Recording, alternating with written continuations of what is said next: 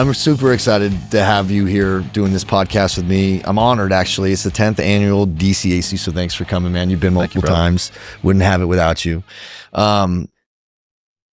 Let's talk about failing. Let's talk about building teams, and let's talk about leaders. Like, we just had this great thing talking about scale and the trials and tribulations of this.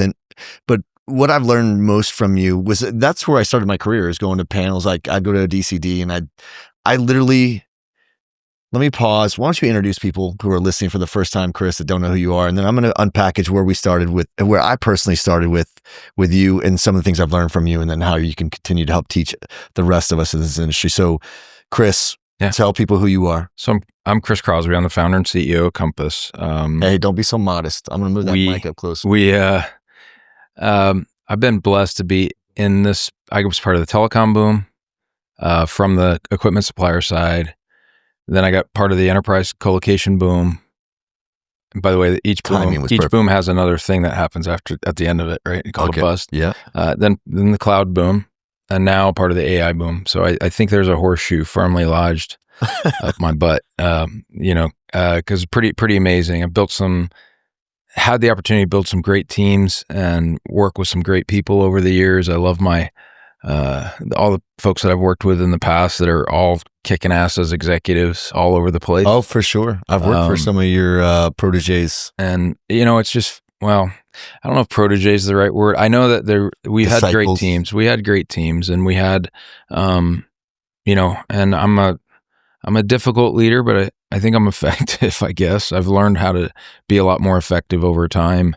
But that pursuit of excellence is something that's just in my DNA. I think the part that has to be in your DNA is the ability to endure setbacks, to be an entrepreneur at the level that you're at, right? So, and I'm going to zoom out. So I'm going to only speak for a few minutes because you're a pretty unassuming person. You're a very approachable person. But as I watch the industry grow, like even now, 1/3 of the people that have raised their hands when I said how many people are new, which means there's people that don't remember where this industry started, let alone they'll never understand where we're going. I don't remember the first time I saw you speak at a panel. It could have been in a 7x24 in Florida. It could have been a DCD or something in Dallas. But I remember you left the podium and you sat on a chair. Or no, you sat on the desk and you just were swinging your legs back and forth. And you're like, what if I told you in 7 to 10 years from now, we're going to convert the way we build data centers into a model that's more akin to how the automobile industry manufactures cars from a QA/QC perspective? Okay. And you were talking about massive disruptions to industry that we're seeing today. And you were doing that 7, 8, 10 years ago. And I didn't know you. I kind of followed the orbit, right? And I realized how approachable you were over the course of time. But you've been kind of reading these tea leaves since, like you said, you have a golden horseshoe up your booty, right? So you tend to be at the right place at the right time. And you were pushing pretty hard on breaking status quo. That's the thing that I took away the most, was being disruptive, challenging. Why do we do things like that? And the most offensive thing that you said you could hear is because that's the way we've always done it. That's the way the industry does it. And you got really big on flipping the construct of talent. So people would measure that based on experience. And you said, actually, it's the opposite. I'm going to start building people that have no baggage and bad habits that are coming into this industry off the bat, and I'm going to teach them from ground zero, right? So you've been teaching a lot of people in this industry. I've been learning tons from you over the course of time, as I think people probably know. Why don't you help us explain, like, when you go out and you say you're a difficult person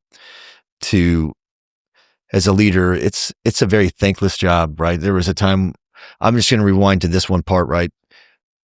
You probably don't remember it, but there was a time that I was early into my business, and I called you with my hat in hand, almost in a panic, probably not even able to communicate. And it's because it was the first time I've had a setback, where, you're going to hire enough people, you're going to get rid of enough people, and eventually someone's going to say, hey, listen, you weren't a good person. And whatever the accusation may be, it tends to be, people that are being rejected from the business on the way out the door don't take that very well. Part of human nature. Yeah.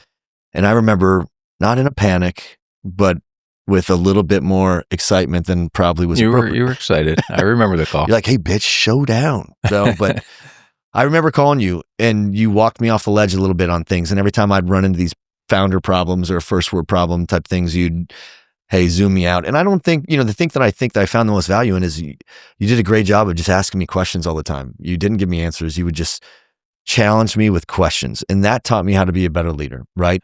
The last part I'll mention is when I started this business in 2019, just a few short months right before COVID-19 hit. And I remember there's a lot of panic, but then I had probably had 12 people. I've been around for 4 or 5 months. And on the day that shit hit the fan, I remember getting a text from you where you're like, hey man, if anything happens, let it, we pay our bills, we'll pay your bills. And if you have, I know you just started your business, but if you have a problem, let me know. We'll help you navigate through that shit. And I didn't really even know you that well, but you were not only what floored me and humbled me and taught me was you weren't just focused on your team. And then after that, you focused on your customers, and then you were focused on your partners, right? And for me, I probably stopped at my team and was hoping that they would go take care of their customers, but I certainly wasn't talking about my partners, right? So I just remember being very humbled by that, where I'm like, even in the throes of chaos, these great leaders are going to sit down and figure out how to make sure everyone feels safe. Output and productivity is paramount, and we can't disrupt it, right? So tell us some of the things that you had to learn to get to the point where you can codify the simplest message and distill them down for guys like us, because there's people like me all over this industry that are trying to build something different. Yeah. Does that make sense? And they're going to take a page out of the Crosby playbook, which is just do the opposite of what everyone else is doing sometimes. Does that make sense? Yeah, there's a little bit of that. I would add one other wrinkle to it is I've still never had an original thought in my life. I read so much, look at so many other industries, look at so many other things, and just really try to find the things that can apply. So it's an asymmetrical look, a nonlinear look at the world of what can you learn from anything. Dunbar's number is a good example. Dunbar studied primates and found out that primates, including humans, can actually know between 150 to 250 people. Really? So we try to stay in Dunbar's number because I don't want to have a big middle management layer that doesn't understand. That's harder to keep that culture in. Now, is that going to last forever? I can't say that, but why would I be bringing anthropology into the data center space? So, yeah, believe in it. I just think it's I think the questioning and the pulling apart, right? The kaizening of things, right? That DNA is in me from manufacturing and software, and coming from that world, seeing the great product developments, watching them happen over time. We just combine that with a people, and at the end of the day, when people have great technology, they mess up because of people. Because the company walks in and out every single day. And that's, I think, the thing that is the most important thing that I had to realize over time. When I needed to get Paris cleaned up, I sent Dana Langston, Dana Adams now running, she went and cleaned up Paris because Paris was a tough project, or send a deal to Singapore, or send, but you have to have people that do. And you have to recognize, I think one of the big flaws that I've had in the past is you don't want to have people that think like you do and are your acolytes. I think that's actually the most dangerous thing. I don't want to codify it, but I do want to put some construct out there so people understand you're a very intentional, deliberate person, right? Yeah. Also a very unassuming person in the way that you communicate sometimes, but I've never not asked you a question that you weren't matter of fact about, right? How did you become that way? Where did that come from? I watched team, I think Steve Smith's the best CEO in our space. No kidding. And I watched him take a team of folks that none of them were alike. And he didn't really have clicks. He didn't have a fact. At least I didn't see it. It wasn't visible to me, Sure. And we were customers and competitors or whatever, but he had a very different group of people. And that was really cool. I was like, man, he never gets he doesn't have to get the same answer every single time. And so I wanted to copy that when I did Compass. I was like, how do you do that? And didn't do, work through my startup stuff and everything else. Never fun to do a business. We'll talk about that later. The dry heaves are very lonely. Well, remember that call when I was in a panic? Yeah. You're like, Kirk, if you're not in a fetal position on a Friday afternoon, at least once a month, you ain't driving the ship hard enough anyway. Not at the stage you were at. Yeah. Yeah. We, Yeah, I had to power through, right? Yeah. And at that, you have to put everything ahead of you, and it's really hard. I don't know if people can appreciate just how hard that is. I mean, we use that term hard, a relative term. And you sacrifice your family life, you sacrifice your relationships, you sacrifice your health. I mean, there's a lot of pieces to it. It's, it's a screw loose. Without guarantees. Yeah, it's a screw loose. I think it's the same DNA that said, I'm going to get in this covered wagon to go get some land, or I'm going to go on this boat to go to this new world. I'm going to go, it's an outlier. I'm going to go to outer space. Like, it's just it codifies the human spirit. I think growth companies, there's reasons why people want to work at growth companies, because it fulfills something inside of everybody, right? It feeds a flame. You feel like you're a part of something that's winning and significant. You want to be on something that's good. I think that part becomes infectious in culture. Yeah. Tell me, like, but if you don't formalize it, I think that's the biggest thing that I learned. If you don't formalize it, if you don't formalize it and you don't have accountability around it, those two things, it won't work. It'll work until you lose a resource or two, and then it'll erode away. Or it'll work until you hire in a resource that's a cancer on it. So, but here we go. You ready? Yeah. So how do you not do that? Because growth is found through fault and failure. Failure comes with pain, such as hiring the wrong person. Yeah. Right? So I had to learn with myself, with hiring people, that I can't trust myself. So I would subconsciously fill gaps and go, okay, I can do that. I know I can cover that. And subconsciously, and I'd hire somebody that would, fit in a position, and that's a flaw. So now what do? I have protection mechanisms. Now that I've got a great team, they all interview, but back when it was earlier, and like Jared, when he came on board, it's like, okay, I'm going to have my coach talk to him. I'm going to have my wife talk to him. Like, I need some other opinions, because I don't trust myself.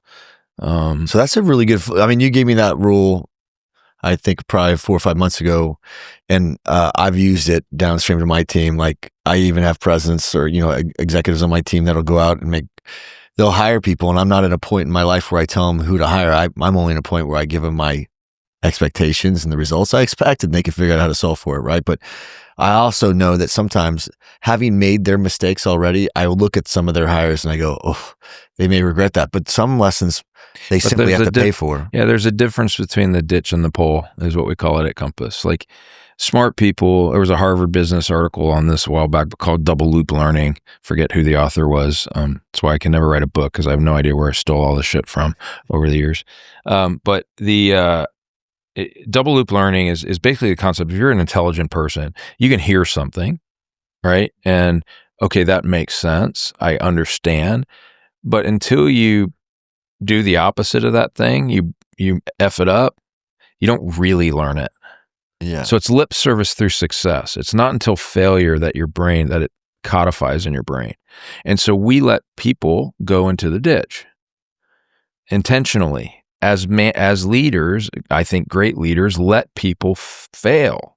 Let them fail. Now, the difference is you can go in the ditch, which you can pull the car out of. We don't want them hitting a telephone pole. So there are times where you have to grab the wheel. Yeah. But they're nowhere close to what you as maniacal startup CEO, me as maniacal, they're nowhere near as many times as what we thought they were. Yeah. That the pole is going to get hit. And those opportunities to allow people to fail means that you're going to have, well, first off, you're presupposing that you're right. Dangerous word, right? Because you're not leaving the gap for serendipity, for opportunity, for maybe there was a different way that they thought about. Maybe they just explained it differently to you than what you heard, because you're already pre-programmed for how you're going to hear what they're saying. So when you can allow for some fails to occur, and I do think you do have to avoid the pole, but that's maybe 2 out of 10 times. That's 8 out of 10 times. Let them go in the ditch. And it's not an I told you so ditch. If your culture is right and you have accountability around it, they'll come back and tell you, I went in the ditch here. Could you? And so many times I have folks on my team and they'll be like, look, can you just not tell me when I'm, just tell me when I'm going to go in the ditch right now? Cause they're in a high stress situation or whatever. I don't need to be learning right now. Like I want some direction on this right now. But I think the great managers are ones that know how to allow their team to fail fast and early, and then learn and build on it, right? Have you learned anything of any consequence in your personal or professional life through success? Yeah, I've never learned anything that I've done right. I've never learned from anything I've accidentally done. No, your ego inflates. Yeah. Become a jackass. Like there's no joy to pride. None. No. So let's continue to zoom into these things, because I get the benefit of getting some of these lessons through the course of breaking bread over the course of time, because you're generous with your time to help others grow, right? So what are some of the other things that you would sit down, because I'm not trying to humanize you on this podcast, but I want others to hear, like, even you struggle. Oh yeah. In business, even like, what are you, 15 years into it now? How long has Compass been around? End of 2011. So 14 years. Yeah. Okay. So yeah, September 2011. So in 14 years, you've had to reinvent yourself. Man, I've had so much personal and professional growth over that time frame. And I think that's what makes a real culture work, is if you're willing to do it as the leader and it's transparent to your team, it's a lot easier to follow. It's they always say in the military, my dad told me when he was a FNG in Vietnam in the jungle, that even though he was a sergeant, he carried the ammo for the first day or two to get the respect of the others. And I think if you're not willing to do those jobs, if you're not willing to do those things, like you're an ivory tower CEO, and there's a lot of those, but I don't think the best cultures are in that fashion. If you could sit down right now with Chris Crosby 14 years ago, starting Compass, knowing that there are certain things, like I do enjoy when people stop me from walking into a light pole. And I don't mind the failure, because I have a big enough engine that I feel I'll pull myself out. I anticipate, just like when I run a construction project, I have contingency in those decisions, whether it's inclement weather or inclement humans. I'm going to have a setback of some kind that I'm not going to account for. And I kind of try to anticipate those things even when I handicap myself. What are the things that you think, if you could go back in time, which lessons would you allow yourself to fail? And which lessons would you try to guide yourself through? That's a very interesting question. Because I've been thinking, I could see you were going to that question, and I've been thinking about it since you started asking it. I will tell you that I don't know that I would trade anything. Yeah, you got to go high and low. I really, what do you call it after you do a mission and action review or whatever, or something like that, a postmortem basically on things. AAR. Every single one of the hardest things in building Compass has turned into, has made us better. I made the company better. Look, I can see that, but I mean, when I hear you say, hey, there's a lot of personal, professional growth, I'm not as long in the tooth as an entrepreneur as you, but I know that really just means I've had a lot of fucking pain, right? I've had a lot of growth where it was life-changing. It forced me to be a better husband, better father, better whatever, and by the way, a better CEO or a better leader in general, better friend, better peer, better, you're a captain here, right? So like, what are the lessons that, and I don't ask for your failure. I ask for your opportunity to teach those of us, help us figure out how to avoid more poles. And I'm not afraid of a ditch. Okay. So a couple key things I think for entrepreneurs, your employees, your top brass, you can't be their buddy. Because you just have to hold them accountable to a level that would be able to compromise a friendship at that level. Is that what you're saying? I mean, the accountability. It takes a very rare scenario for there to be a relationship that has accountability and you can have a deep friendship. Of course, you're friendly with everybody. Of course, you could have But I think a lot of entrepreneurs start out with folks that they're close with and all of that sort of stuff. And it's not a good recipe for things because you have to make decisions they're difficult decisions. I mean, when you're cut, touch, and go, like you're coming into COVID, you got 12 people, but first thing you're thinking about is who do I have to let go? Yes. I'm like, to keep it going. My clients don't pay, you're done. You're toast. And before I even asked, you sent me a text, you're like, we're good for it. Right. Didn't have to, but you focused on your partners as well as your team and your clients. Because I almost lost compass. I got crammed down because of a board situation. I got crammed down and thought I was going to lose the business. Back in 2015, I had customer issue, supplier issue. We'd lost a big deal. I had board issues. You couldn't name the things that were wrong. And I've told this story before, but now one of my dearest friends, Chris McFarland, was sitting down at the cabana at the Bellagio. It was during an HCTS conference, and he said, "You want to talk about it?" I said, "Yeah, I do." Told him the thing. He said, "I could go back, gather my team, and then I'd listen to what they all have to say. I'd sleep on it, and I'd go back. I would go ahead and make the decision the next morning." I was like, "Shit, interesting. I don't have a team that I can do that to." You had people, but not people that great people, great people. But it wasn't the right fit for Compass. It wasn't the right scenario for us. And those situations are terrible. And, I did 2 recaps in 2016, got crammed down. They wiped out millions of dollars in equity, and, then got another shot, with private equity with, Redbird and Teachers at the time.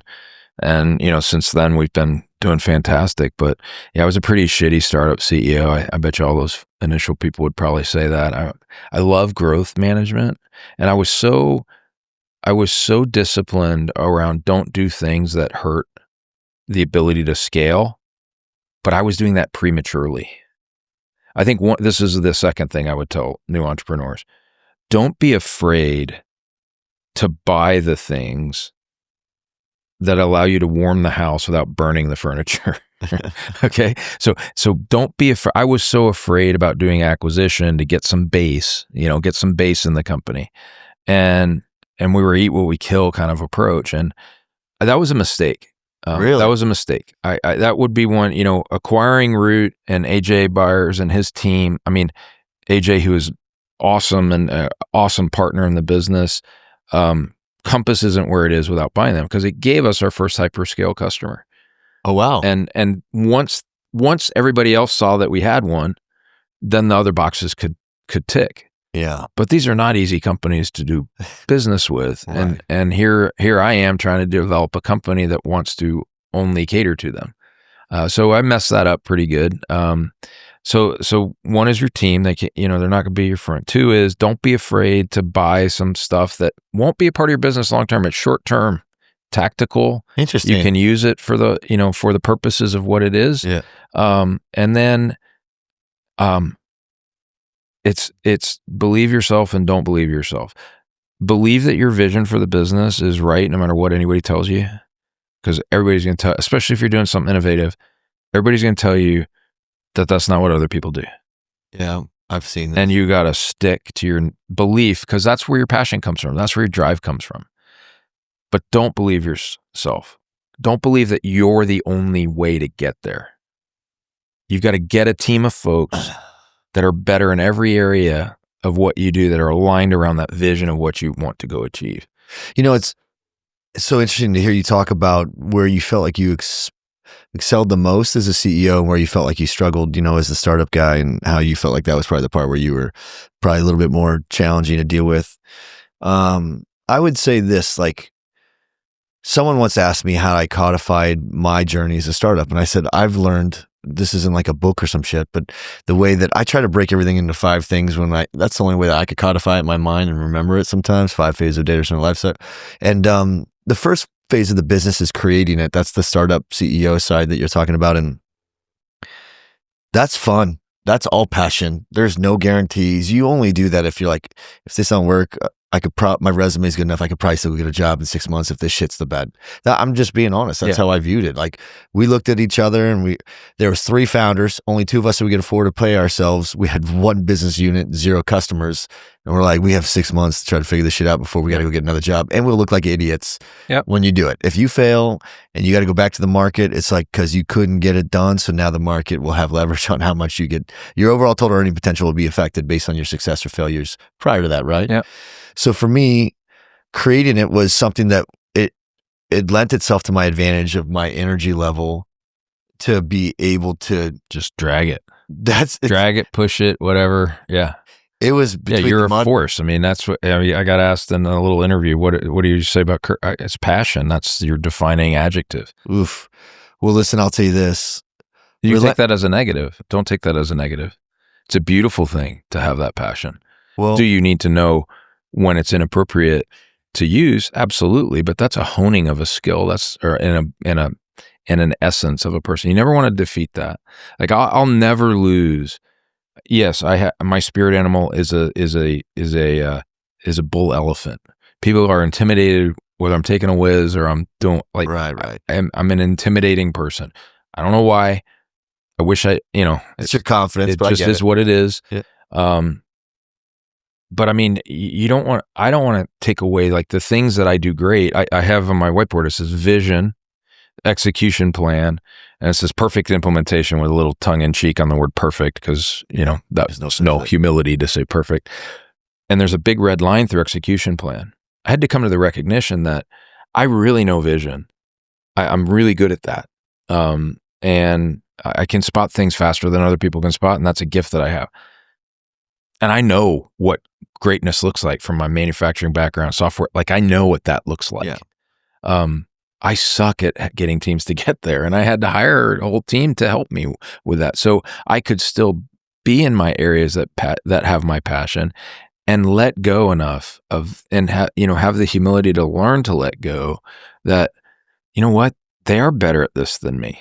Like I'm not going to do it that well. I don't care about it. It's like doing a test. I'm going to cram at the last minute. I'm going to wait. I'm going to procrastinate. I'm the same. So, we have a get shit done tool was one of our culture tools, GSD. And it's a funny tool. I'd recommend it to you.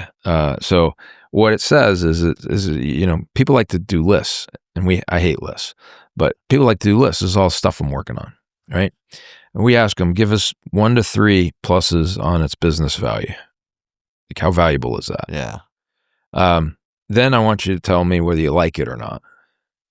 And then I want you to tell me whether you're great at it, you're good at it, or you suck at it. And so it goes in a little matrix. And if people do that, what you'll find is there's the concentric circles. There's one circle that's out here. So there's 2 circles. One is what your company needs. Then what your manager needs is inside that. And then this is what you want. We use that a lot with employees. But that GSD tool of having the ability to look at something and go, wait a second, how many times do you have an employee that sucks at something but does it because they like it? Well, I'm not paying you to suck. Yeah. I'll put somebody else on it that's great at it or good at it. Yeah. And then how many times do we ask somebody to do something that has high business value that they don't like and they're not good at? Well, that's a mistake. That's our mistake, right? Right. And yet we act like human beings are these robots where they all can do the same things. They can't. Your job as the manager, your job as the executive is, great, I got this lumber, I got these tools, I got, I got to put this thing together. And I'm not going to try to use the 2x4 to hammer the nail. Like, that's dumb. So, no, I feel like that takes you back to the same thing that we were talking about earlier, which is just the relentlessness. You got to just 2x4 hammer, round hole, square peg. You just have to keep grinding. Yeah, we'll take those. Thank you. So, when I was in my creation phase is when I had a lot of volatility, but I was having so much fun because I almost was like, if this doesn't work, we'll be okay. But we're going all in, right? And when you're doing that, you're not afraid of failing. Right. You're just afraid of running out of gas. So like you talked to Ferdman the other day, and Dave talked, first off, one of my favorite people in the world. Yeah. But the Colo Bandito. But anyways, Dave, he said a comment on your podcast, and his comment was like, I don't even know how to do big money stuff. I didn't know how to put that capital out the door. So I think that there's a few types of leaders that are out there. I think there's the startup people. There's a lot of great entrepreneurs, but they have to control everything, and their hands have to be on the wheel, and their businesses cap out. Maybe it's 10 million in EBITDA, 15, 20 million in EBITDA, but they're going to cap out because it's not possible to keep plugging all the damn holes, right? Yeah. You can't do it. So you tap those businesses out. then you have what I would say is that next stage growth, kind of getting a company from that to 100, 100 million. And that's a growth manager, right? And then then that next stage is the growth in the billions. Takes a manager that knows what big companies are going to look like one day, but also knows how to do that growth thing. That's the stage I like. That's what I love doing. The scale. This stage. Is that because scale stage? You learned and were conditioned on that when you were digital? I think it's part of my personality. It's part of I'm a systems thinker.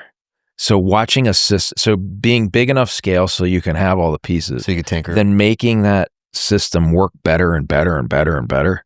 That's really fun for me. I really enjoy it. And I can look at it in the abstract. So I can look at it objectively when it's at that stage. And that's just the way I think I was formally trained with computer science to be a system thinker, but it's also what my nature was. Like, I never needed to know, like an engineer, if I give them a phone, if I give a box to an engineer or I give it to a computer scientist, I can tell the computer scientist that the input is this and the output is that, and they'll go, okay, cool. And they'll work with the inputs and outputs.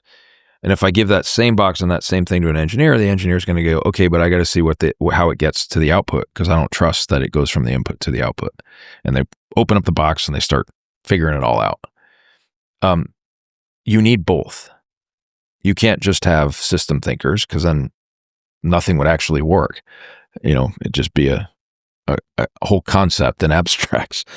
But you can't have everybody just being an engineer. You need Y leaders. Loses the forest through the trees, right? It's like, why are you looking at that? We don't care right now. That's not the highest and best. I know you like to do that, but that's not what we need right now. So as a system thinker, you're definitely going to surround yourself with people that can do all of these other things way better than you can. So I agree. It's just when you surround yourself with them. I felt like the 5 phases for me have been, I created it.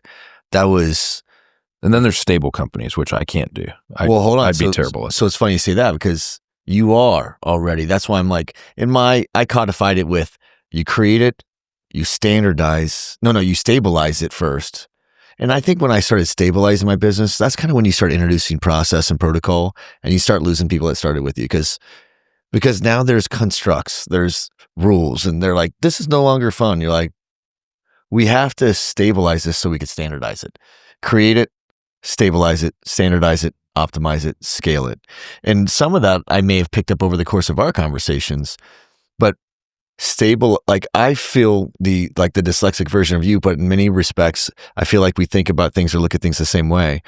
Because the reason why I asked if you felt more comfortable getting into the optimization and scale part of what you're doing, and that seems to be where you feel like you've hit your stride as a CEO now. I can see it, right? My thing is in that earlier stage, I feel like I was hitting my stride in that earlier stage. I felt like I could just fucking go, right? Like grinding was my thing. So I'm like, all day, bitches, let's do this. Yep. And that got me through stabilizing. That got me through standardizing.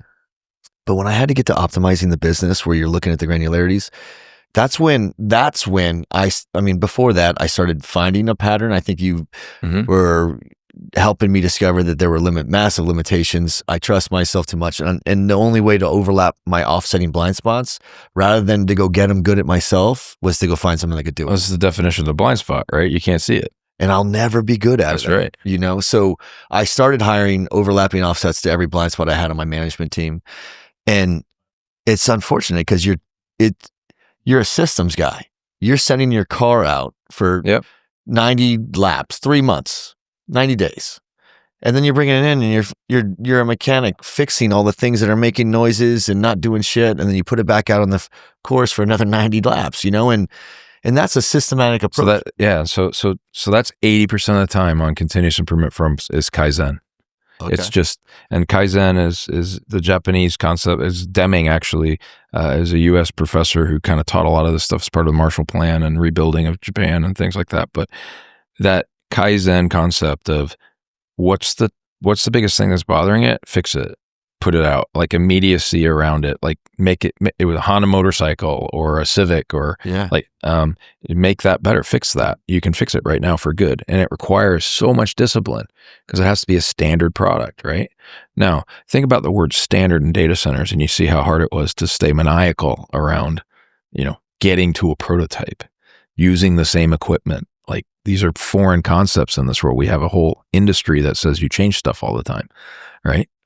If not for an industry that says you change stuff all the time, you don't have a business because everything's standardized, right? Yeah. Right. And so I looked at our industry even back when I was at Digital, and I'm like, this doesn't make any sense. Like, no other industry does it this way. My thesis on it, this will be a little nerdy, but I'll go ahead and tell you. So of all the 12 major verticals of labor, different types of labor, construction is like the worst. It's the only one with negative productivity in the last 75 years. If you go to the U.S. Department, it's labor and do the statistics on it. Everything else has gotten more productive. My belief is that if you're in real estate and development kind of thing, so you got 3 ways to make money. Okay. You can either sell your product for more to the client. Okay. You can finance it better because we're an asset business, or you can build it cheaper, right? Those are your 3 levers versus everybody else. But if you can't if you're an 80%er, which, we're big believers in Pareto 80-20 rule. So you're an 80%er at real estate development. You're not going to be able to charge the tenant more because you don't know what the tenant actually wants, right? You're not in tune with that. You're not going to be able to finance it better because you don't know what the best and neatest structuring techniques are. You're no Bill Stein, right? Yeah. And then you're not going to be able to build it for less. So you're going to what charge do you do? Less. What do you do? Reduce cost. You sue. Oh. It must be those damn designers and builders that F this thing up, because I can't sue my tenant, and I certainly can't sue the people who give me money. Sure. And so what's the only excuse that a lot of people have in this business? At the end of the day, it's litigious. That's why there's all this bullshit around whose contract and this and that. We teach our team all the time. We're the owner. We always pay for it. We always inherit it. Why do I need liquidated damages? I'm paying for it anyways. Why am I going to pay for it again? To have them build in insurance and buffer and everything else? Yeah. Because I'm going to charge them liquidated damages? And then they're going to charge it back to you anyway. It doesn't make any sense. It's an asinine cycle. And so how do you break that cycle? You come at it from a completely different way.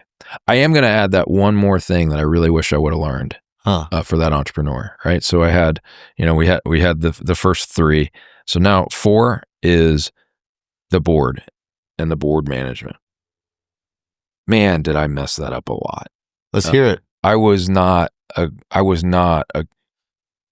just like you, your passion, you know what your business needs. And my God, when you'd get in those rooms and then the questions would come, and I'd get an indignation around it. And that's the wrong approach as an entrepreneur. Because for you to think that you could have explained this to a group of investors, your whole business, all your experience set, and this and that through a couple of meetings and a quarterly board meeting, what are you getting indignant for? Yeah. No, just answer the question. There's nothing behind the question. There's nothing there. And so many times I thought there was a there.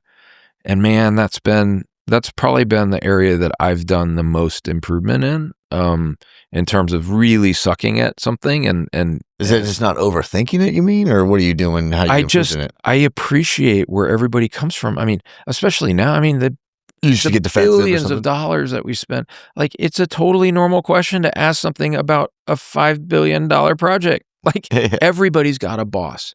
And that's what I didn't really appreciate when I started out. And it was very naive because it's been Carlisle and seen, the GI Partners stuff, and then Kelleher's, which was GI Partners' big group, and then being public. But being public, you don't really answer. You answer to a public board. It's a little bit different. But when you're in the private space, it is it's a unique scenario, and understanding that everybody's got a boss, I think, is such a freeing concept. Now, sure, do you have the turds that try to prove themselves in the meeting, the 20-somethings that want to tell you how to do the business? Yes. Do I deal very well with them? Absolutely not. I still suck at that. But man, when you just understand and you respect the fact that, especially my business, unlike yours, I mean, we need other people's money all the time. Yeah. So we're stewards of other people's capital.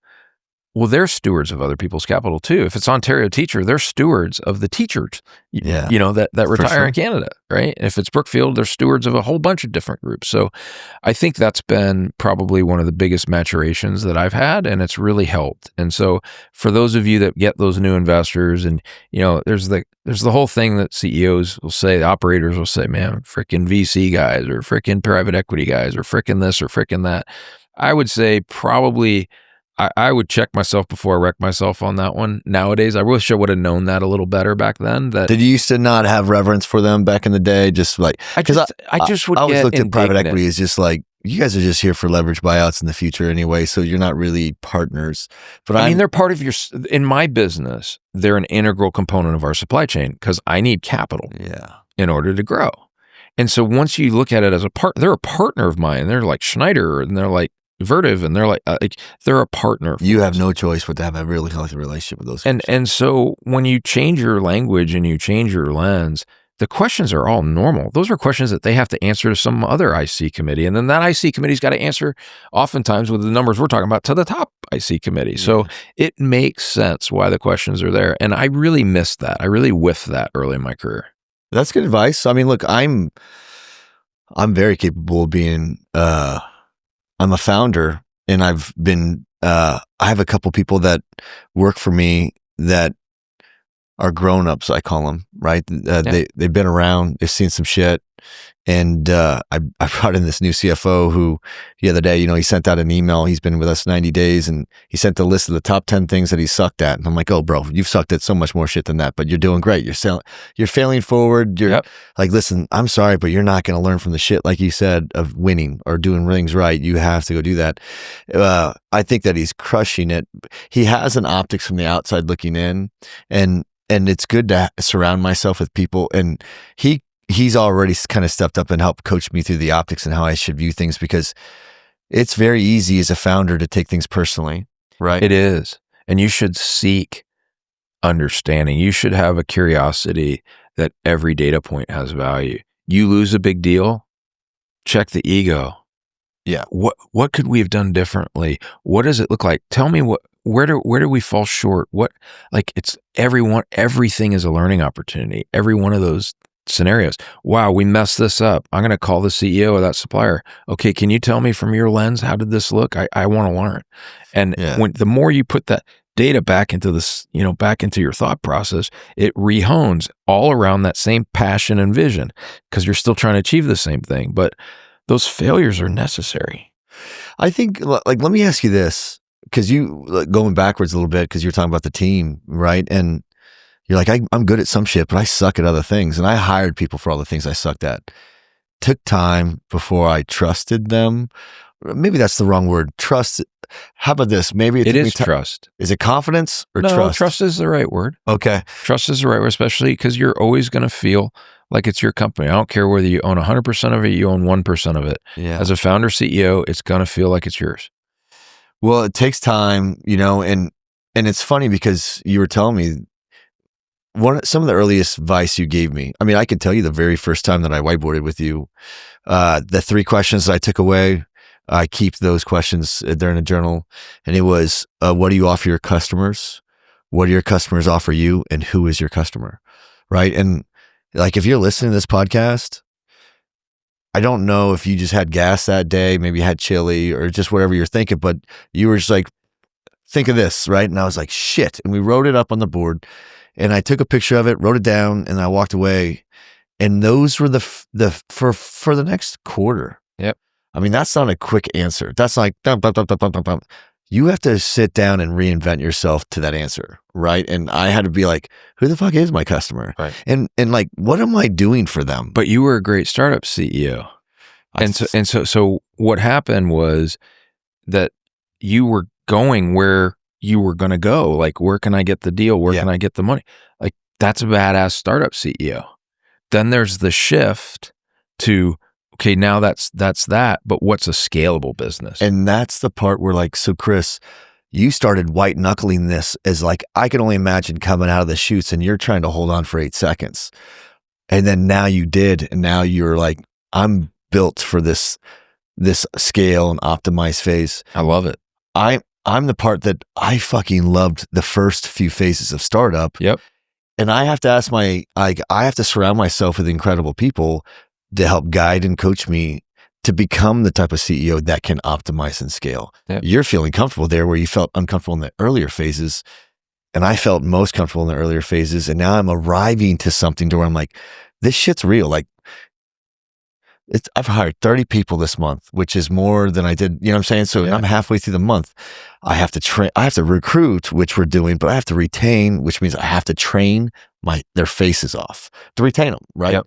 So like, I look at this and go, now that I'm scaling, like I could find problems just as good as the next person. Doesn't mean I'm great at it, but like I'm at a part where I'm like, I want to be the CEO as long as I can. But as a shareholder, I'm also like, if there's a day that I find someone who could run this shit better than me, that's okay. I have to go to the board, right? So I have to. I mean, look at Gary. Gary and Ferdman, right? Like, you know, that's a mature. That's not a weakness. That's a freaking awesome strength. That means you want this thing to be awesome. Yeah. Right. And that's transparent to people. The people that peter it out, you know, as entrepreneurs, I don't blame them. I mean, there's tons of these family businesses is like, okay, well, we can only be this size in order for me to keep control of everything. And they're okay with that. And by the way, there's nothing wrong with that. I was just born and my drive and desire is scaled up. And it's not for penis size. It's not about that. It's about like, can I make a system that really works and makes lives better? Like, can we really make impact? Can we create wealth for our employees? Can we be a great service to our customers? Can we be super, super meaningful parts of the communities that we're in? Like that making lives better piece is what drives me. Like how many people can become multimillionaires? Like how much impact can we make on the industry by innovation and I mean, you know, everybody talks about innovation, and I don't see anybody else releasing everything to the marketplace. We do. Yeah. You know, hey, precast, we've been doing it since 2012. Yeah. You know, I mean, I don't care whether it's a roofing system or it's You're supposed to be disruptive. The other people, like not everyone's going to lead the market, right? So I understand that. I mean, look, the very first book you sent me in the first week after I left where I was 0 to 1, which is a book. Fantastic book. And I made everyone on my management team read it. And to this day, when people go start their first company, I always say, I'm like, I'm going to buy you this book because this is what the book is that you bought me. And I remember those first 3 things that I wrote on the board, right? So like there's basics and they're basic truths. Yeah. And you'll hear them said different ways. I bring in guest speakers to our senior leadership team, and you know, they're saying this, the truths are the truths about great businesses. They're said differently. If it's Adam Grant over here, Simon Sinek says something, Brene Brown says something over here. Like you know, Jim Collins, the truths are there. Those same fabrics. There's a pattern. They're all about human behavior. Yeah. Every great thing is about human behavior because that's what we are. I look at it from, you know, the primary line of business I use to generate revenue is a human, and yours is a product, an asset, space, power, and cooling, connectivity, and energy, right? And I look at mine and I'm like, I have to figure out a way to scale these people and get more output and productivity from them, right? So we focus so hard. The reason why I leaned in so hard is I watched you shift a focus. I watched Compass get built from the outside looking in. Literally, I was still at HP EYP. I remember when you came into our first offices. Yep. In that little conference room. You're like, listen, bitch, you don't need to sell me shit. I knew more about EYP than you know about EYP. And you're like, but honestly, there's a brand value. Peter's still mad at me because of the nickname I gave it way back when. But he's one of my dear friends. So who doesn't love Peter? But my thing is Peter's given me profound advice, by the way. And you remember that shit. He probably doesn't remember that shit.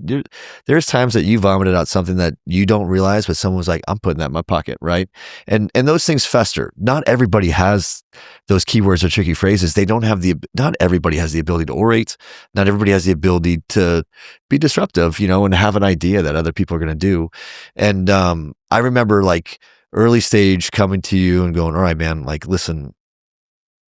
And I think that it's normal to be vulnerable early stage CEO where I want to tell you I have problems, but I don't want to show you all cards so you think I'm a fucking mess. Right. Because all you need to see is the duck floating on the top of the That's right. Pay no attention to the man behind the curtain. Right. Everything's fine. Yeah. That is theater is not on fire. Right. But like, I would come for periodic reference checks and GPS checks and be like, bro, I thought I had my shit on lockdown and I just got my ass handed to me today from a customer that did this or that. Yep. And then you'd have a good 4 or 5 questions that you would draw me out from that would force me to, I think every time I was like, thank you. Yeah. You know the answer. I don't. No, the thing about, and I think this is what makes the best board member, by the way, board members ask great questions. Yeah. They help the CEO see things that they wouldn't otherwise see. But what a board member can't do, they can't run the business. You live it 24/7. Yeah. No board member runs the business. Like that's idiocy. But when you get into, if you can have a board and all they do is just ask you questions, how have you thought about this? Tell me why you think that's this way. Can you explain more about what you're saying about XYZ? Like those kind of questions, and then drawing out things. And a lot of times as a board member, the board has oftentimes, not always, but if it's operator heavy, okay, there's going to be people on there with wisdom.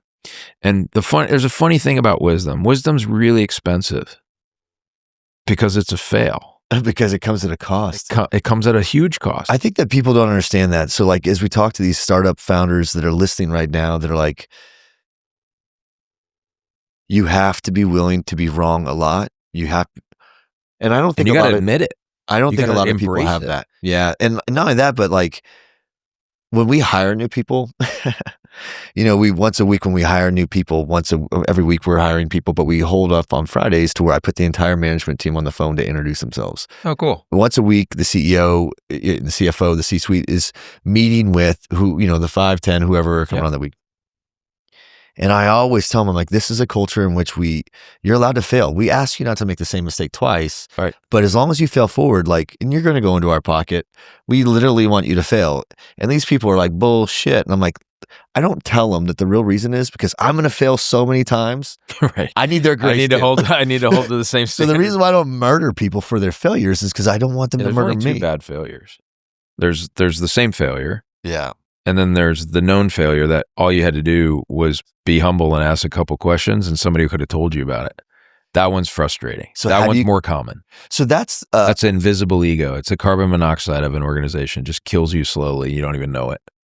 People that are too afraid. I don't want to look dumb. Yeah. I need to make sure that I got this shit right. And I get it. There are companies out there that when somebody comes back with a failure, they fire them. Yeah, if you're Goldman Sachs, I probably wouldn't go back to the boss and go, yep, I just messed that up. Probably not a good idea.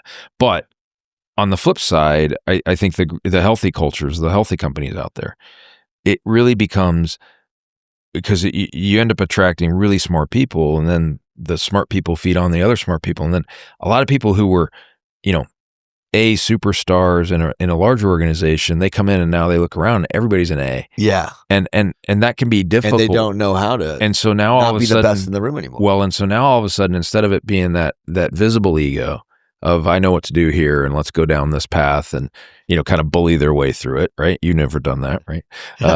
Guilty as charged. It becomes the invisible ego. It becomes, I don't want to look dumb if I talk to Chris about this. I don't want to seem like I did something wrong here. I don't want to. Man, is he going to think different of me if in that situation or this? That's what ends up happening. That invisible ego is choking. Do you feel? I was trying to find a good balance to where I wasn't wasting your time, so I would try to work through most of my hard problems myself, and then come to you with my hat in my hand when I got to the point where I was like, I don't give a shit how stupid I look. What do I do with this? Well, I think it's all. Once again, there's a humility side to it. Like, if you come prepared, and you're like, I need this and I'm respectful of the time or this or that, then you come as much as you want. If you need an emergency, that's an emergency. That's an immediacy. Sure. But the other part to it is it's just being respectful. We always, as part of our actions, the words are one at Compass. We say it's much better to commit to when you can commit than to commit without knowing all the answers. Like, how many times do you say something and you got to still talk to 4 people? Yeah. And you're like, so it's like being respectful. It's basically, listen, I don't know what's going on, but if you had some time over the next couple of weeks, there's a couple topics I'd like to talk to you about. Here they are. That kind of stuff is showing it's a humility, because you're just presenting it, as opposed to trying to invent all the stories in your head of, I know you say this to me, it's one of the most annoying phrases, I know you're so busy. If you change the phrase busy to important, because that's what that means. I am so important at work, I'm so important at home, I'm so important in everything that I'm doing. Like, right. It really is your ego that's saying that. Because the great moments in life, you're never too busy for. The great learnings, the great opportunities to interact, to get a human connection, of course you have time for that. It's funny as you say these things, I've hired everything. Every Ivy League, every academy, every whatever they say is the greatest and whatever. And so I guess what I'm saying is I've hired people that are incredibly educated. What I've learned is the smartest people I've ever met, they're all self-taught. Like, there's no pattern on where they went to college. The people that have the ability to teach me shit. It's just like athletes, man. It's just like athletes. Like, it doesn't matter whether you went to IMG prep school when you're Deion Sanders. No kidding. I mean, you can't. I think it was DeMarcus Lawrence who went to Troy.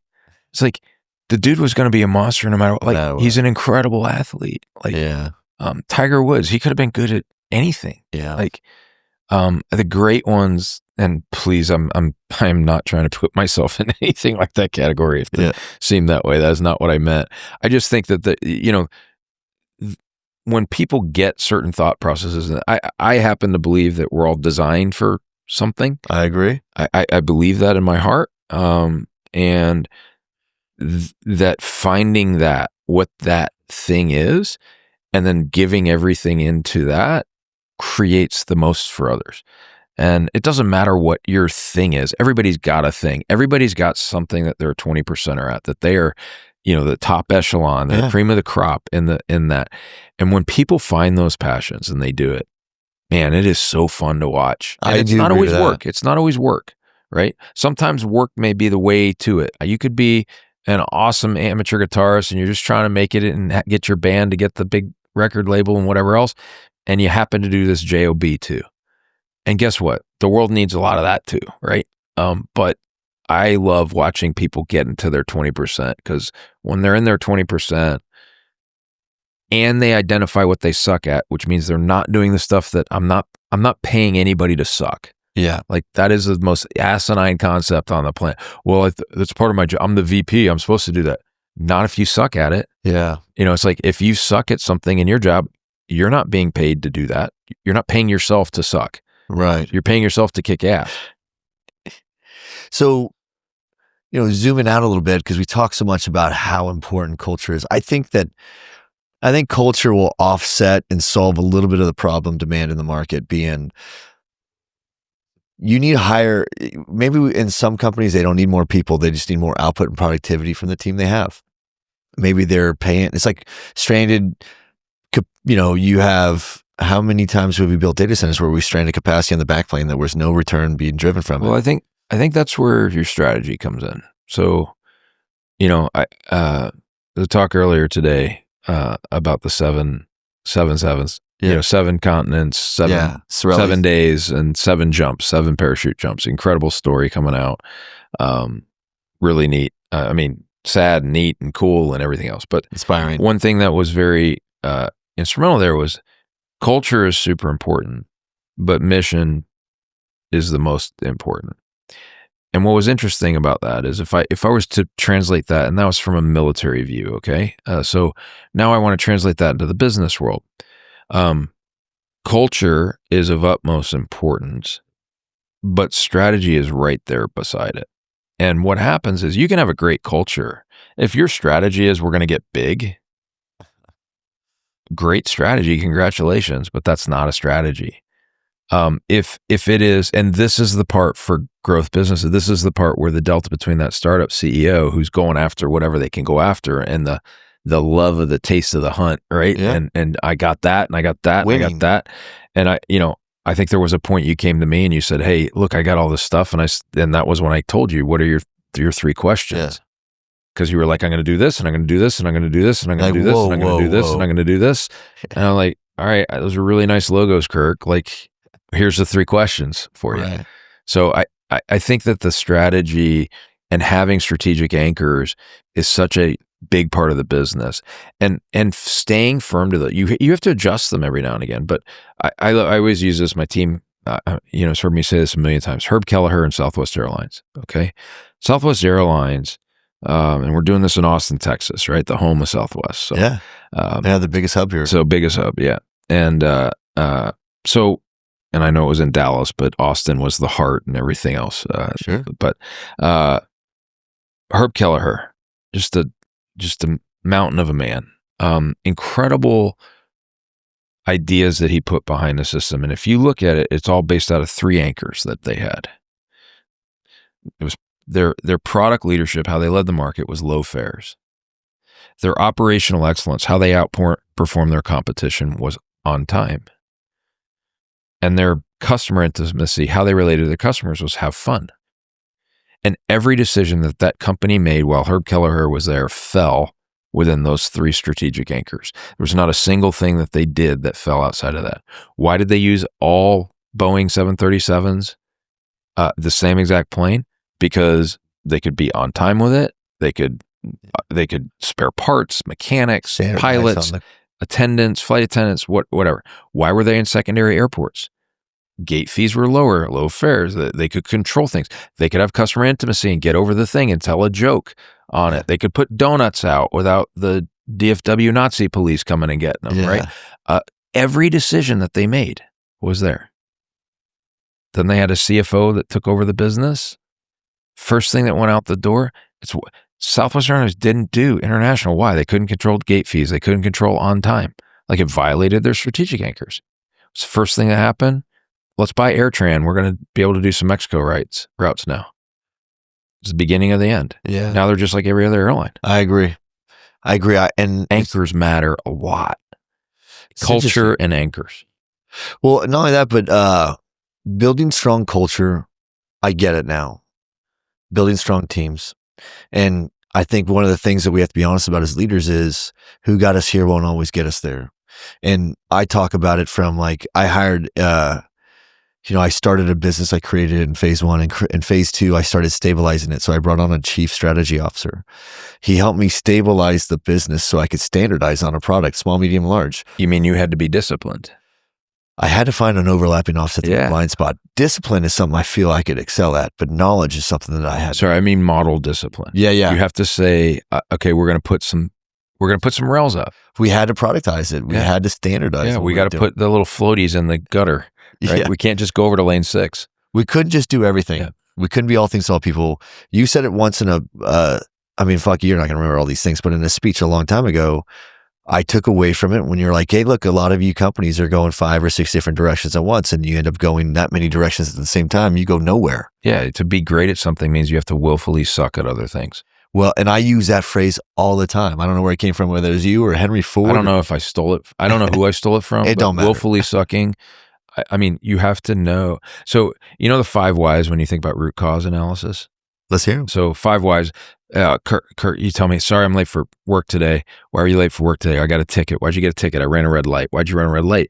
I woke up late. Why'd you wake up late? My alarm didn't go off. Why didn't your alarm go off? I forgot to set it the night before. So in root cause analysis, or pure curiosity to get to needs instead of wants, you go 5 whys deep, right? And the real reason why you were late for work is because you forgot to set your alarm clock. Everything else is a symptom of the actual cause. All right. There's the same thing on the forward looking when you think about business as an entrepreneur. And it's and then what? So when you take on a line of business, you go, all right, well, we can go get that. We can go get this customer. It's going to get us $20 million. And then what? Well, and then we're going to hire a team of 8 people and they're going to focus on that customer. And then what? Well, and then if they do a really good job, then then they'll probably expand on it. Okay. And then what? Then we hire 80 people to do that, to do what they're asking for. Okay. And then what? And you just keep playing it out, and you start looking at those future scenarios of, wait a second, am I really ready to take on 88 people and a single customer? Is that something I really wanted to do? Or do I allow myself to just go there because that's where growth took me?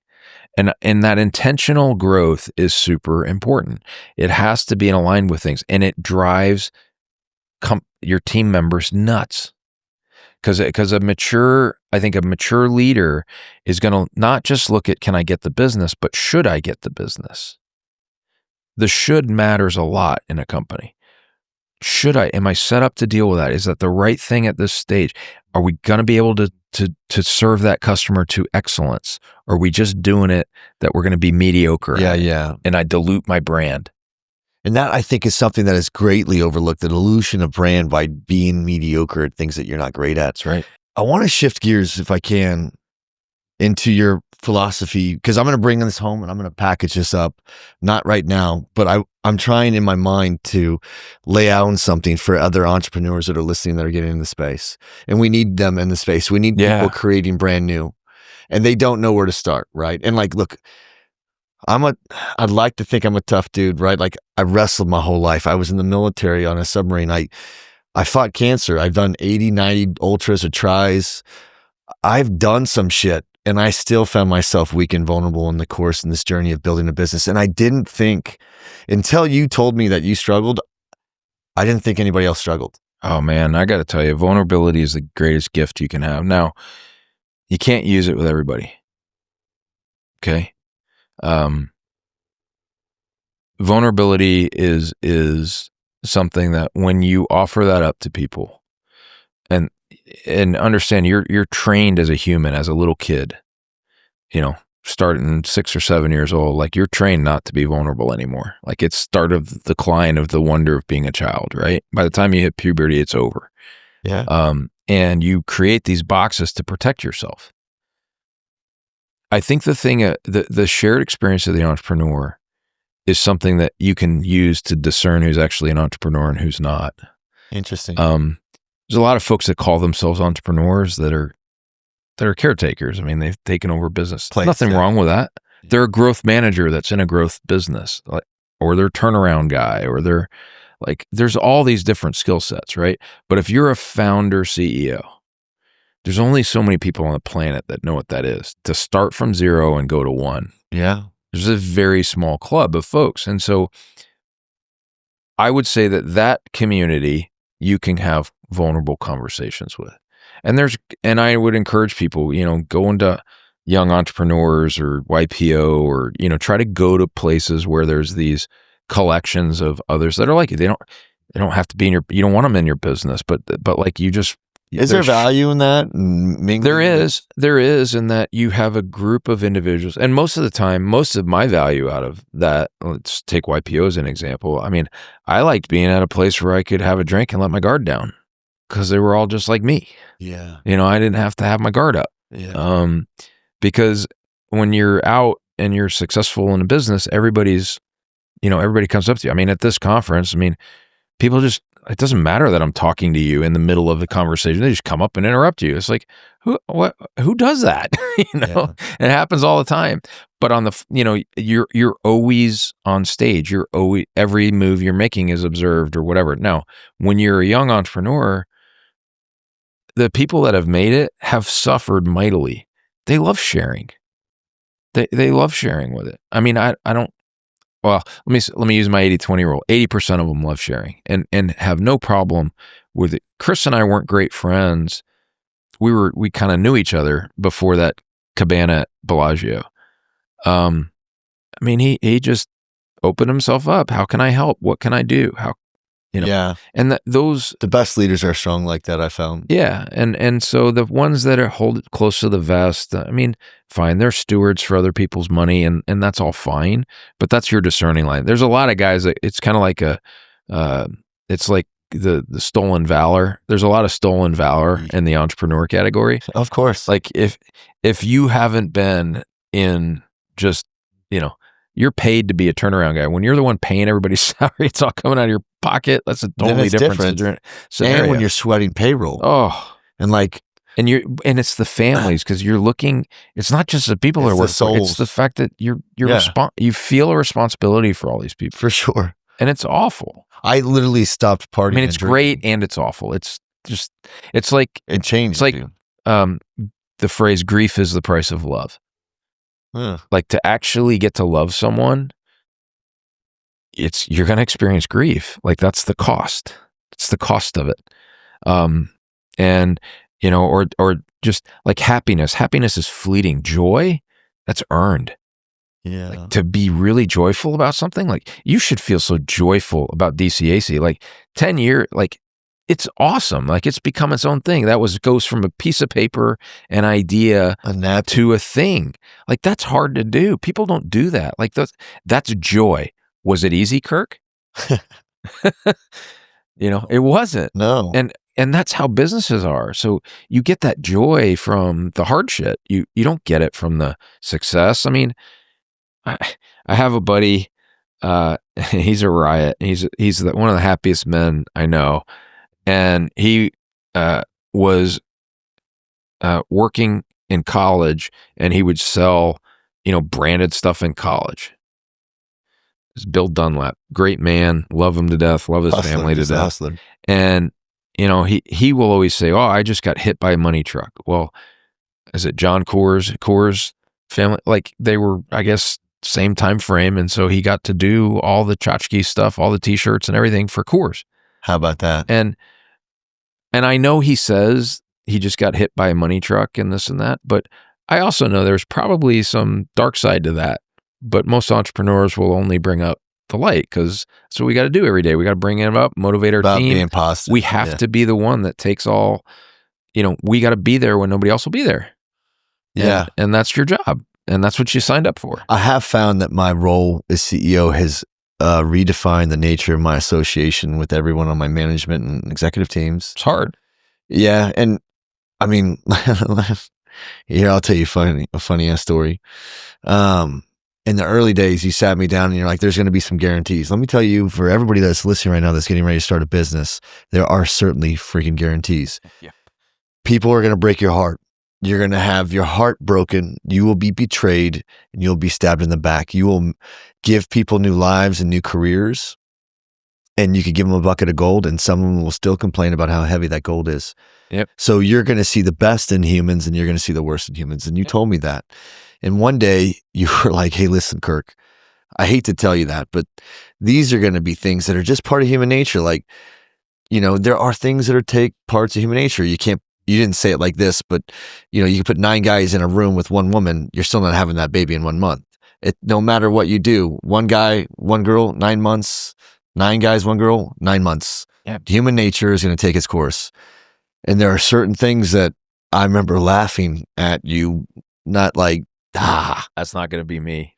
But that's not going to be me. I'm going to overcome that. I said, spoken like a civilian. I was like, I'm a military dude, and I'm building a paramilitary type culture, and all these people are going to think and act and whatever, blah, blah, blah, blah, blah. So you can imagine, as I'm making decisions with so much false or misplaced confidence, that it's like going into the huddle and calling a play. And then you run out, like, okay, ready. Coming out like Uncle Rico to throw the ball. I mean, it's like, where the fuck is everybody? And no one is where they need to be. Yeah. And not that they're great at fucking, but there are silent protests of resistance that are going to happen in the creation of a business. And the smarter the guys I hired, the more of those silent protests of resistance I've get sometimes. We grade our senior team, our management team, on the No BMWG series. Bitching, moaning, and whining. Bitch, moan, whine, and gossip. Oh, just get rid of it in your company. Like, don't allow it. You know what's really cool is Tamara on your team I probably have been, you gave me one book, 0 to 1. She's probably fed me 4 books. You know what I'm saying? So, but they're probably ones that you guys as a team are probably, because I think Adil gave me the BMW one. What was that book? Cy Wakeman. Yeah. Yeah. So that was a great book, but I think Adil maybe have given me that one. But my thing is it permeates throughout your ranks, and it permeates, like what I'm telling people is you're going to go in there cocky, not me, not us. I'm going to have, it's just human nature is going to take its place, and you're going to have to endure those days, and you're going to have to hope that there's people like the Tamras, the Adils, the Chris's, and I'm fortunate to have other great people in my life that care enough about the success of what this company's trying to accomplish that they're going to give me advice and guidance, and that's where I was going to with this. Entrepreneurs are the backbone, and I'm as American as they come, right? And I love this country.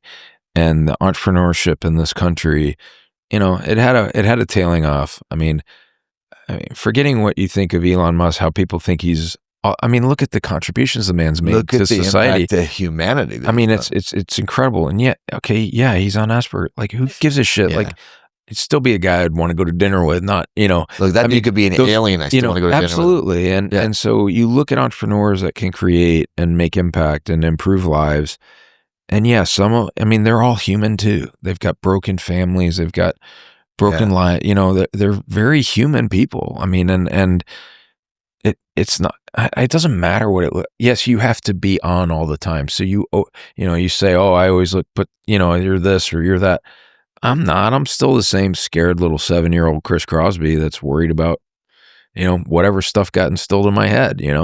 You're still that same person, and the more that you can give to others as an entrepreneur of that passion of that idea, you're a natural leader when you're an entrepreneur, because you've got people that want to go follow you. They're believing in your crazy ass idea. They're like, I want to go. Yeah, I'm going to go do that with that person, and that's such a gift to have. Like, it's such a it comes with a responsibility. It comes with a gratefulness, and it comes with it's a badass part of America. When you're doing something in service of your purpose, it's hard to not be addicted to that and be infected by that, right? So I think that for me, when I was starting this ship off, there were people that wanted to see me fail, no doubt. I mean, those are poor souls, aren't they? Yeah. I mean, look, there's a lot of people that were just paying attention just to watch the circus and see if they could see. That's just sorry.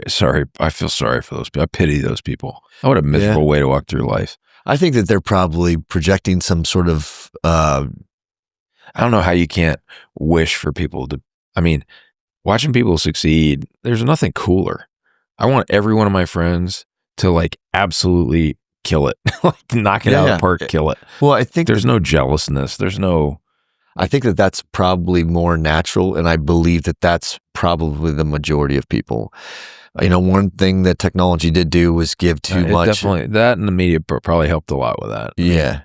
Gratefulness is in short supply. That's no matter how great of conditioning, maybe. No matter how much you try to do for people, there's always more. Yeah. And that's also a very human behavior, right? Sure. And it is but it's still a gift to be in those positions, to hear even the questions of oh, there's more. I got asked the question on nepotism at Compass. It was pretty funny at our all hands, and people were like, "And are you going to answer that?" And I'll be honest, at first I was a little cheesed off. We've got kids that work there. My son interned last summer. We've got siblings. We've got husband, wife. We've got everything. Yeah. We have best friends. We have colleagues that have worked together for a long time, right? I decided to answer the question this way on the all hands calls. I said, 2 things. One is, I'm glad we have a culture where you feel like you can say a potential elephant in the room. That's pretty cool. Yeah. To have a place like that. But yeah, we do a lot of nepotism. Our whole thing is based on relationships. 100%. That's how we picked our supply chain. The reason why Overwatch doesn't work for us is because I know you. Did I 3-bid you on the first job I gave you? I don't think so. Sir. You were given business, right? Because I know you're not going to let me down. Those things matter. And then of course, I did a check yourself before you wreck yourself, because there's a lot of insinuation behind nepotism. But I believe that relationships are the biggest. I think that it used to be the technology, the most advanced, or the most this, or the fastest.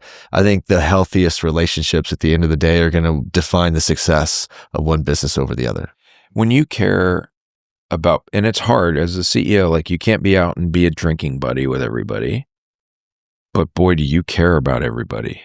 Oh, for sure. And that's the weirdness of being the founder, CEO. I think that's why they allow my absence. I don't get to hang with my team like I used to. Yeah. And it's just the circumstances of the roles that we all play. I think that they know that at the lengths that I'm willing to go for them, which is what they tolerate those absences. Does that make sense? Yeah.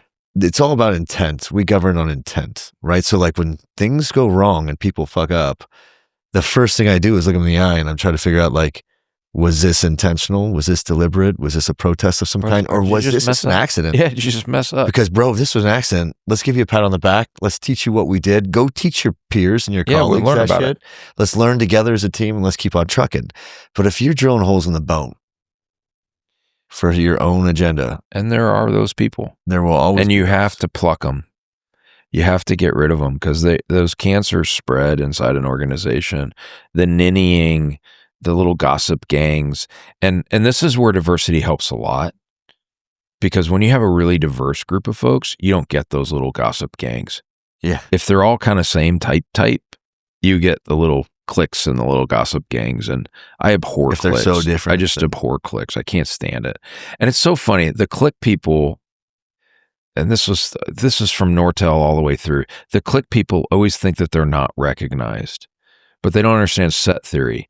Like, everybody else is talking and there's this void over here of the people who aren't expressing anything. Oh, well, there's my gossip gang. That's the collection. There's my there's my crew. Oh, wow, I know that's 8 people who don't bring up anything. Wonder who and yet there's all this nervousness in an organization. And I saw that back in research and development at Bell Northern Research, way back when. You'd find people, we're tribal. We associate with who we associate with. And so we're pretty intentional about trying to have diversity of we think first, we think personality type. So we do personality testing, disc profiling on everybody, then gender, and then everything else. That's our diversity definition. And so we want a good mix. I don't want all male teams. I don't want all female teams. Like, I want to have a mix, I want a healthy team that's comfortable to challenge each other. So for me, accountability, I think, is one of the greatest forms of love. And what I found was I had strong managers. I mean, I took them off site together for the first time like 2 weeks ago, when I discovered, 3 weeks ago, there was a paradigm shift where we were in a meeting and I realized a disconnect and a misalignment, which is part of human nature. We're going to grow, right? There's different things and everybody grows differently. And I think that's hard. I think a lot of people don't realize, like, it's a peloton. When you join a team, you're in a peloton and it's moving. Some pelotons speed up. Some people fall out the back of it, right? And some people show up to a work in a very kinetic environment thinking it's a very static environment, that they're just, I've arrived, I'm going to sit in this role and stay here and we're like, no, you got to evolve every day with the business, right? Agility, versatility. That's you defining that stage of the business. Like, we called ourselves a rocket ship, and during that, I think, last 3 years, over 400% growth, like CAGR. Like, that's a crazy number, right? Well, rocket ships are really cool, right? You get to go to outer space. They're also scary as fuck. Okay, like the shaking and the chance it's going to blow up and everything else.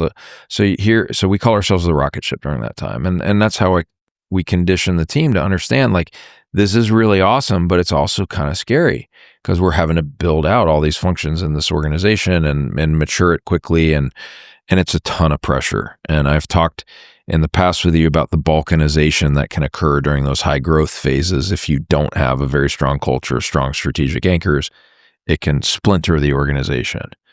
But to hold it together as a CEO means you're putting people in even more uncomfortable position. That rocket ship's rattling even more and more. And you feel that. That's what gets your attention because it's funny because you use rocket ship. I don't know if every CEO does. I certainly did with my team too. And I don't know if maybe I have something I picked up for along the way in our conversations. But by the way, the no original thought thing, it works out really well for me. So please don't worry about providing credit. I've probably stolen, even in this talk, God knows how many people I've discern their ideas from over time. Yeah. I do that to you all the time, actually. I go in rooms and say shit that you told me, and I'm like, I don't know, it just comes to me. Jesus loves me. I guess I'm just smarter than everyone. It's all good. That's it. Pass the good stuff on, leave the bad stuff at home. No, I mean, I forget where I was. But now we're going into orbit. Yeah. And so now we're getting to where we've got this, we're just going to, we're tied to our supply chain and this and that. So we're just going to keep getting better and better and better and better. Now, are we going to establish a moon base next? Not right now. Right now, we're at the orbit stage. Yeah. And so I think as a CEO, your ability as an entrepreneur to identify those stages of business and orient your people through it, because it changes quickly, more quickly than what people are used to. And a lot of people that are really great during that early and that shaky rocket ship aren't the right people for the orbit. Right. And they're definitely not the right person for the moon landing. But what you find is when you give opportunity to people, you'll find some folks that go through all the stages, and it's so freaking cool. And it's really neat, but you do have to kind of, it's what people's tolerances are. What do they want? Do they want the stability? Are they more concerned about, families happen. Yeah. Life happens. Circumstances of life. Life happens. Shit every day. You're right. So your job as the CEO, I think, in these growth times is make sure you establish what the covenant is with a company. Yeah, we've got great policies and snacks, and you come and go as you want and this and that, but we're a growth company, which means gonna have to work sometimes. Perform too. During time frames that's more uncomfortable than what another job that's a 9-to-5 job is. But by the way, when in the interview process you were tired of that 9-to-5 job because it was too boring and you didn't like it. Well, boring and not boring are not too hot, too cold. Yeah. So there's nothing that's just right out there. There's always a challenge. There's always a thing to go chase. But I think embracing it into challenges instead of problems, like just even definitional things as an entrepreneur, don't call it a problem. It's a challenge. I look at it as opportunity. Like we were going through a capital raise in one of the groups, one of the PE firms that was, you put together these data rooms. Every time they have a different ask. So it's a hybrid thing that you're kind of doing. And there was just one of them that just, great shop. We could not get out of our own way, giving the right shit right. Yep. You know what I'm saying? But I sat down with that principal which showed them that you didn't have the back office systems that they would like to invest with. Well, here's the thing is, like, we crushed it with everybody else, knocked the ball off the cover. Yeah. But with this one, we could not stop fumbling. And I couldn't for the life of me understand why. And the guy obviously comes back to us and he's like, hey, listen, we have some concerns. I'm like, I would too, if I saw this shit that you saw. Right. Because once I saw it, I was like, yeah, it doesn't make any sense. I said, hey, listen, thank you for your grace and letting us fail. And if you don't want to ever invest in us, we're good. Let me tell you why.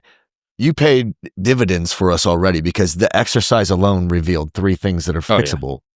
Yeah. And that's when I was like, I went right to my management team and I said, hey guys, it's almost like this. Let's pretend I put together the best orchestra ever. I have the best flute and trumpet and whatever, clarinet. And those 3 are the best in the game. Well, they ain't going to sing from the same sheet of music unless someone conducts that shit, right?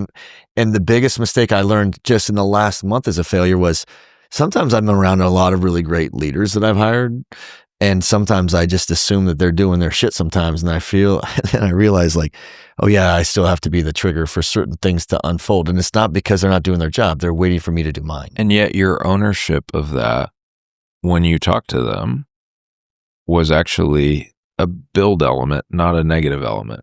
The way that you process things as the entrepreneur matters a lot. It matters for external view and it matters for internal view. Like we have a concept at Compass. We call it executive awareness. I think you've gotten them before, right?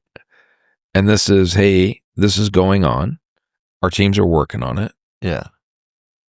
But you, senior executive, probably aren't going to get aware of that stuff because it's going to be managed up through an organization over time. So why do we do it? Human nature. It's not an escalation.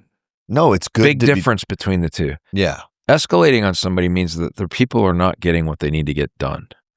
Awareness means they're working on it, thought you should know. They can probably knock down roadblocks that the team's not aware of, or that the team won't ask for, or whatever, because everybody's just doing their job. They're just doing what they're supposed to do, right? As the leader in the organization, recognize the stage, recognize the relationships, recognize the opportunities for those fails to turn into how you word it. I mean, I'm very intentional in the language that I use with our culture, which has shock phrases like failure on the path to success. Why do you call it failure? Wasn't it just like, it's not really failure, is it? Yeah. Well, I want the word failure. Why? Because it doesn't make it a frightening word, because everybody's worried about that stuff. It's no big deal. Okay, we lost $1 million. But what could we do to the company so that that'll never, ever, ever happen again? What did we learn? It's an investment, right? Exactly Every failure is an investment. Some lessons must be paid for. And if an entrepreneur can't teach the team and the culture to not let the company get a return on that investment because of pride, because of ego, because of scared, because of fear, because you're a fear-based leader, like that sucks. And you lose out on so much. So as an entrepreneur, like, embrace those things. Like, we celebrate it. We give Wile E. Coyote awards. I mean, Wile E. would see the Roadrunner off in the distance, pick up the phone, call Acme, create some elaborate freaking plan. Roadrunner runs around it, meet, Coyote dies every time, right? And Wile E. never learned. And we turned it into a fun thing and you gotta have a culture where you can it's so neat. Every quarter, like, our team will put out these Wile E's, and the most self-aware people produce the most of them. Yeah, I think that goes back to my statement where what I've learned was the people that I've been around that are most intelligent, not necessarily like the most educated. I mean, I'm around people, I've hired them from everything with law, MBA, every Ivy League, and the smartest people are the ones that have, like I said, were self-taught. So talking like that and talking to the abstract. Wisdom's expensive. and painful. Well, let's bring this one home, because this is DCAC week, and I want to go down and go blow it up with some of the other guys. And one big part of this show isn't just we're trying to make people educated and somewhat inspired, so and some of it's just informative. There's a lot of people that are just new to this industry and they haven't seen the ball since kickoff. They have no idea where they fit in the ecosystem, but they have a good intent, and they probably even have an amazing skill set. They were probably blessed with a talent of some kind that led them here, but they need people to lay out breadcrumbs. I don't know who laid out your breadcrumbs, and right, it could have been a project of immersion with all the people that you were trucking with back in those days, because a lot of the digital peer groups are all in C-suites or leading shit. You guys got to be proud of that. It's my favorite thing is the amount of people that work with me, for me, work with me, whatever, that are out in all these different roles. Leaders are not measured on how many followers they have. They're measured based on how many leaders they create, and that your legacy will be based on those things. I think one of the things that I'm quick to remind people of when they ask who you are is I look at the stage, and there's not a lot of guys that started when you guys started that are still in the game. There's not a lot of the OGs are in finance, and they're like Dave Ferdman, opening up the kinks in the hose to get as much capital flowing into this game as we can to grow. And we need them because they are going to the finance side, having operator experience. The optics, how they view it, it matters. But there's very few guys that started when you started that are still in the trenches, going through the mud and the blood and the beer of the growth of this industry, which is kinetic, right? It's not as incremental as it used to be. Yeah. I mean, it's a long way from, I think, when I left Nortel, so we had orders in. I left as a VP of sales, so we had orders in. Quotas were going to triple. And, of course. And we just sold all this constantly upgradable gear, so I quit. I got paid commissions in like February or March. And 2001. My daughter's born in April. I decided that I was going to be an investment banker for a brief period of time. Got a Series 763 mid-market investment banking, because I didn't know finance yet. Didn't know how corporate markets worked. So that was what I was going to do. because at Nortel, I had like 9 jobs in 8 years kind of thing. So just always, what can I learn? What can I learn? What can I learn? 9/11 hits. I'm going to eat what you kill. I made $10,000 from whatever, February to October, basically, right? Eesh. Got a little girl, not even one, house, mortgage. I'm 2 months away from not being able to pay it. Oof. I called up Jim Trout, Clean Arc Data Centers now. Of course. Called up Jim. He was my customer at Nortel. I said, hey, Jim, you just started with these guys on the West Coast, and they've got these assets like One Wilshire and the Gold Building, which was the old May West in San Jose. I know what they do. I know what everybody's doing in that. How about, I bet you need a sales and marketing plan. You're just starting this thing up. And he goes, that'd be great. I go, awesome. So he goes, well, how much? And I go, I don't know, 80,000? He goes, yes. And I go, shit. I didn't say a high enough number. But I worked from the end of that year through the following year, got fired, like I mentioned in the past. So now, fast forward a year now, I get paid as a contractor. Now, I really thought I was going to go do this CoreSite. Well, it wasn't CoreSite. It was CRG West at the time, Carlisle Realty Group West. Really thought I was going to do this thing. When's the change occur? This is back in the time when Equinix is being saved by Pahana Pacific and STT, so it was just very early in the industry. And so I decided to go do, all right, well, we've been touring this guy, Rick Magnuson and Mike Faust through One Wilshire. And I don't even know if Chris Kenny was on board at that point, but went to the TRW building in LA and pitched them on, hey, we increased the NOI from this to this at this area. So Porphyrion, the company we had, Jim and I had, because Jim got fired at the same time I did. How about we do, we'll do that here. And I had Jim off trying to find us new projects, and I just dealt with this GI Partners group. And, that was another one where it's like, I don't know where I'm going to get money. I don't know what's going to happen. And we did it. We made it through. Then we IPO, and we go through all these exercises. And then you think, you don't ever think. So 2 scenarios where you might be flat ass busted, and then this is the life of an entrepreneur. Is like all of a sudden it's like, yep. Hey, I'm going to go do this again. And then I had some family offices, and frankly, they made 2X, and I never got a thank you from anybody. And I thought they were going to BK me. Distributing 7-figure checks and things like that. So like all I'll tell everybody is it's a very crooked path. It's not a path for everybody. It's not for the faint of heart. But those dark nights, those dry heaves, I get emotional. Those are moments you don't even tell your spouse, your kids, like you can't.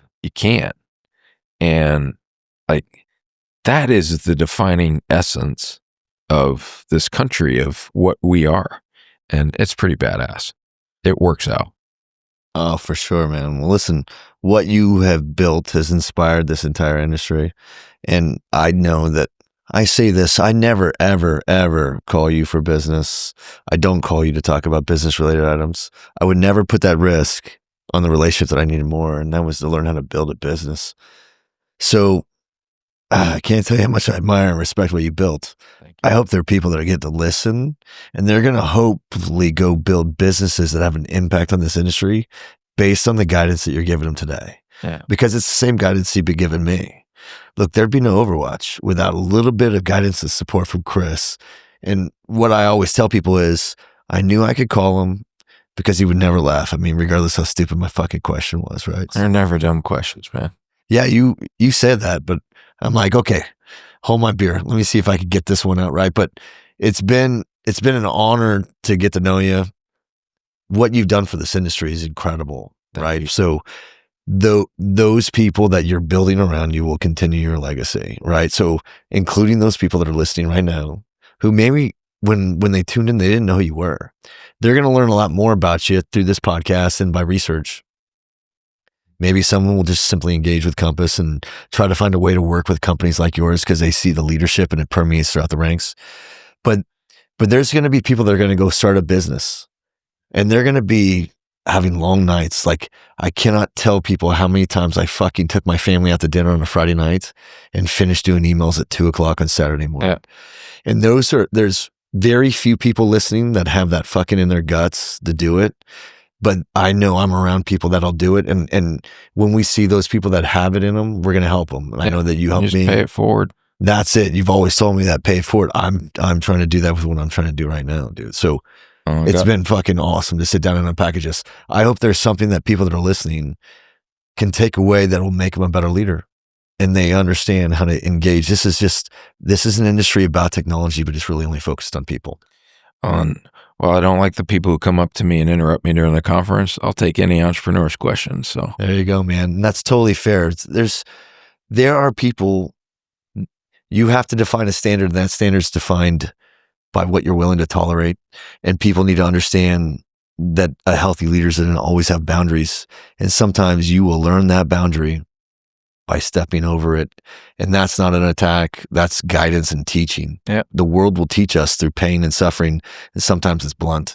Look, there's a lot of people that'll never get there. The problem that they'll always have will be someone else's fucking problem. It'll never be theirs. And for those that are listening that are going to take extreme ownership over themselves, have knowledge and awareness of what they're doing.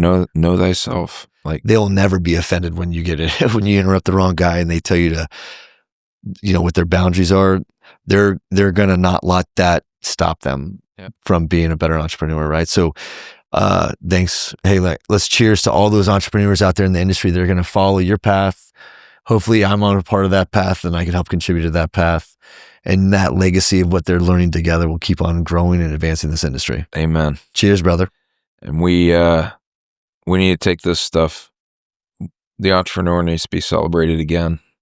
Yeah, I agree. Because that fire and that spirit and that grit are what changes this industry. And yes, they're all crazy people with really broken lives, but they need to be celebrated.